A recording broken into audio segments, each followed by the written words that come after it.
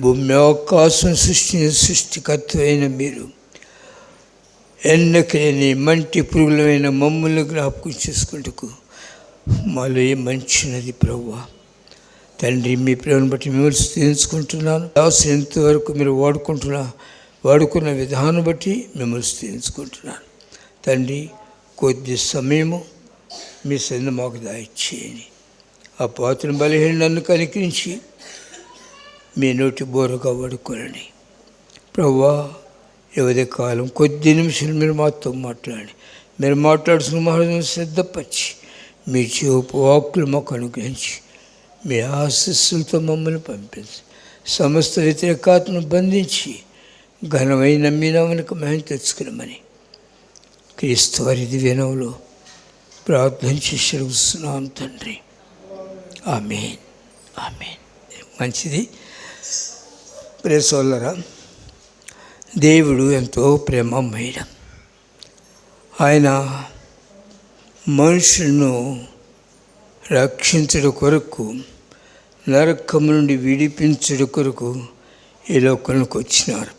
కనుక క్రిస్మస్ అనేది క్రీస్తు జనన విధమేమో నాకు తెలియదు, కానీ ఆయన ఎప్పుడు పుట్టారో నా యొక్క బర్త్డే, నా యొక్క పుట్టినరోజు.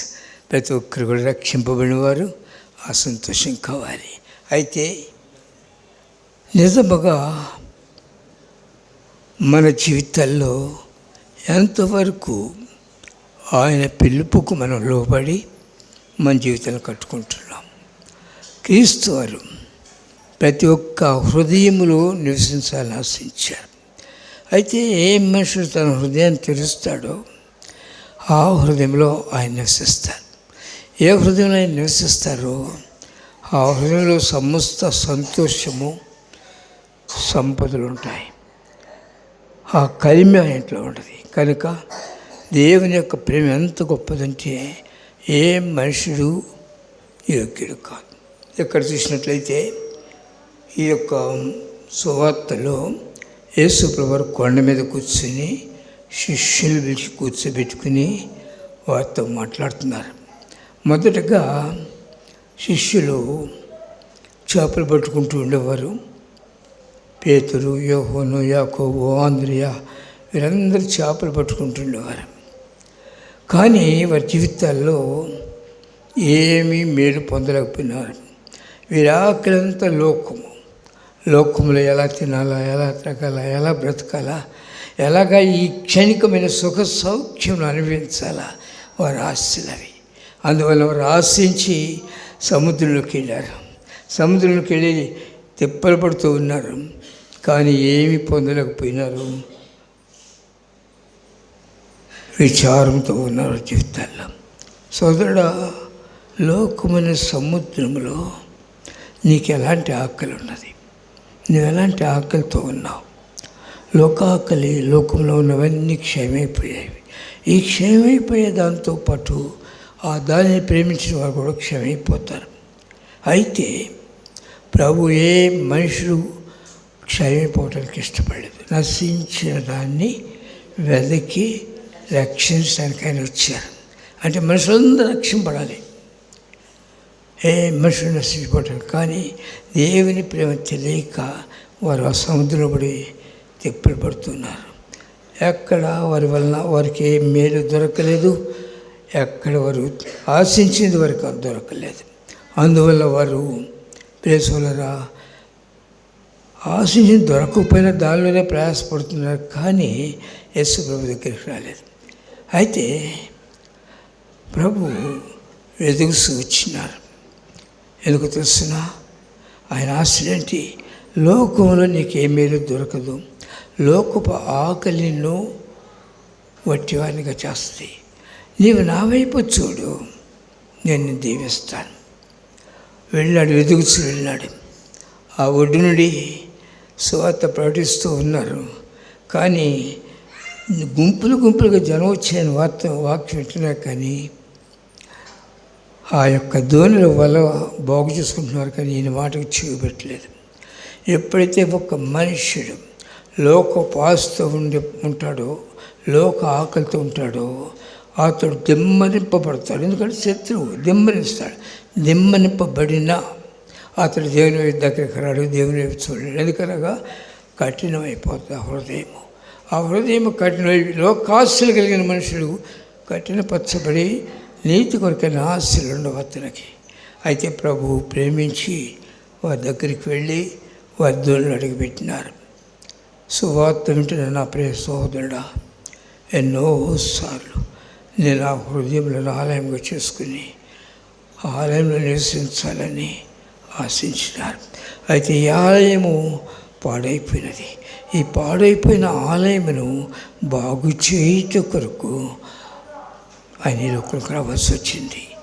ప్రియసులారా, దేవుడి లోకంలో ప్రతి ఒక్క మనిషికి ఆస్తులు ఉంటాయి.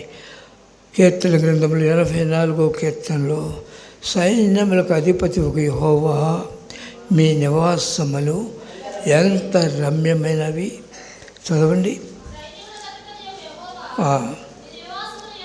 మీ నివాసం ఎంత రమ్యములు.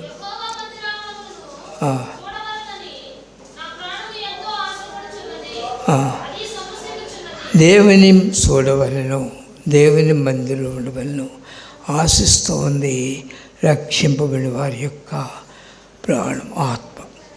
లోకంలో ఉన్న వారి ఆశలు, లోకంలో ఆత్మ లోకంలో ఎలా బ్రతకాలా, ఎలా సంపాదించుకోవాలా, ఏం చేయాలా. అయితే నీతి కొరకైన ఆకలి కలిగిన మనుష్యుడు దేవుని వైపు చూసి నేను దేవుని చూడాలా, దేవుని స్వరం వినాలా, దేవునిలోనే సంతోషించాలా. ఆయనలో ఎన్నో దీవెనలు ఉన్నాయి. ఆయన ఆశించిన వాడు లోకాన్ని ప్రేమించలేడు. లోకమును ప్రేమించిన మనుషుడు ఎన్నిసార్లు సువార్త విన్నా దేవుని దగ్గర రాడు. ఇది మీరు యోహాను సువార్త 5వ అధ్యాయం చూస్తే ఆయా సమయంలో కోనేటిలోనికి దేవుని దూతలు వచ్చి నీరు కదిలించడం కద్దు.